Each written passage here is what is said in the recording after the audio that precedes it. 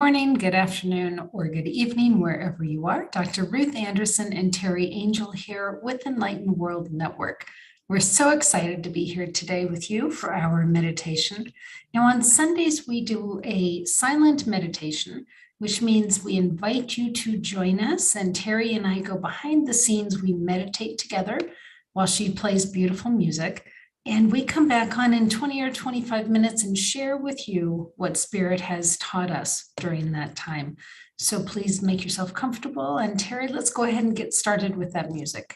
Absolutely. Good morning, Ruth, and good morning, everyone.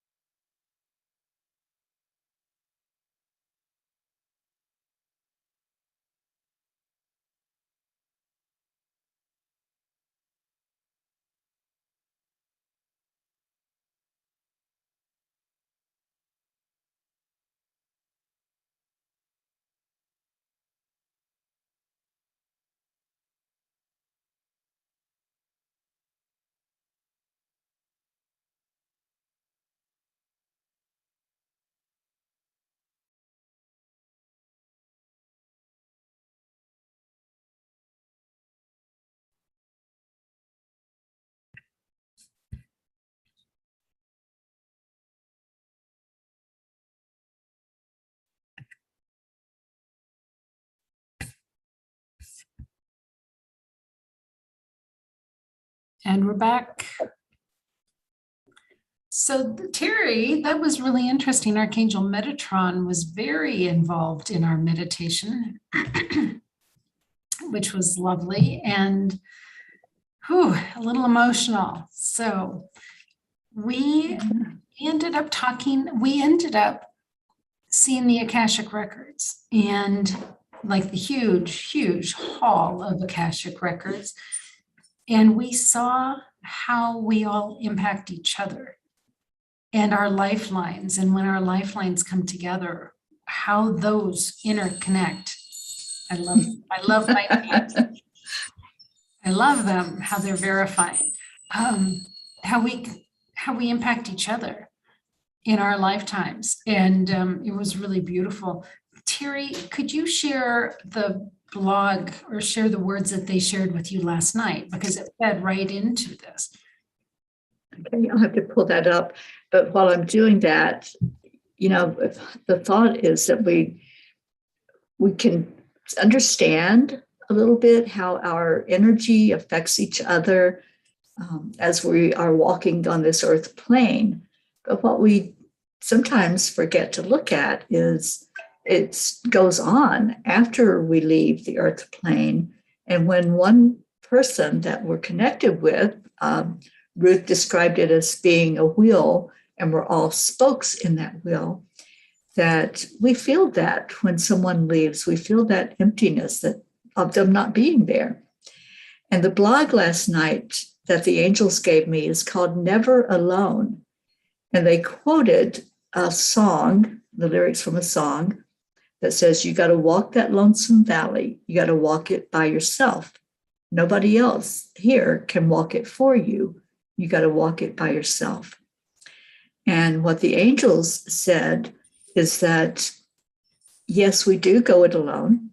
We, as each individual persona in a human body, we do have to shed that body by ourselves, but then we're not alone as we go into the light. And everything, every experience, all of the joy, all of the love, we take that with us when we go to the light. So we're not losing anything, and no one is losing us. And their directive to us is to gather as much of that love and as much of that joy in our hearts as we can while we still have the moments to do so. Because that's the only thing that's going with us. Not houses or cars or money, nothing else, just that love that's in our heart. And I thought it was so beautiful that they brought that forth for us to ponder and to think about, because, death is a given.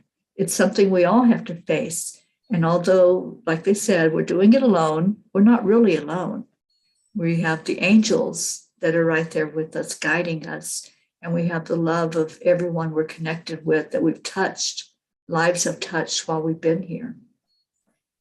I was confused last night when they gave me the blog and gave me the message, but it becomes more clear the more I think about it and the collective energy that we are tapped into. And, what are we doing here? What are we doing while we're here? And Ruth, I think I even said to you during our meditation time, it's not going to matter at the end of the day when it's our time, when the bell tolls for us, it's not going to matter that there's conflict and strife in the world, which we tend to focus our energy on while we're here. That's not going to be what we take with us. We're going to take the joy. We're going to take the love. And that's what our focus needs to be while we're here. Yeah, that's beautiful. And then the other thing we were talking about was when we talk about transition, we tend to think when we leave our body, it's that transition from the 3D state to the ethereal.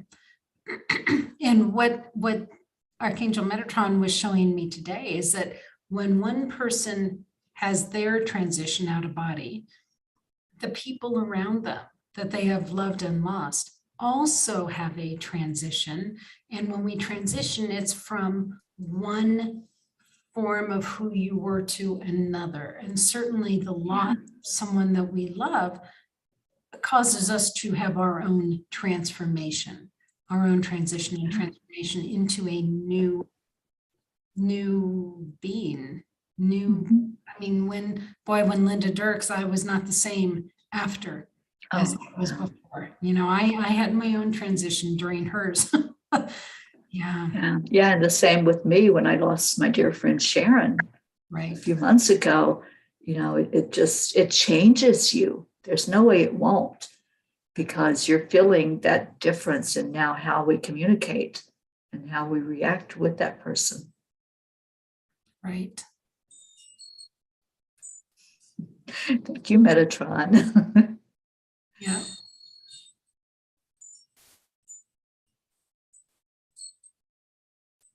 We really do impact each other in ways that we don't even understand how our being here on the earth impacts other folks.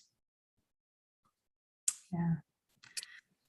Whew. Well, in knowing that, friends, we have a responsibility.